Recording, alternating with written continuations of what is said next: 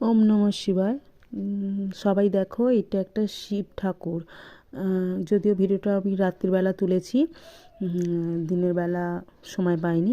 একটা বড় শিব ঠাকুর, তাকে চাপা দিয়ে রাখা হয়েছে। তার ষাঁড়, তার চাপা দিয়ে।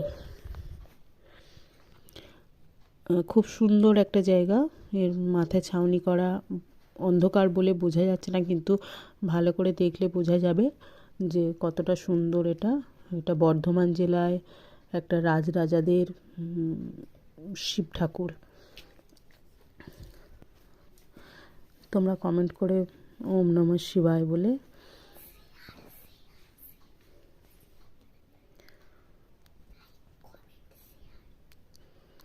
আর এটা লাইক কমেন্ট শেয়ার করে দাও তোমরা। খুব সুন্দর একটা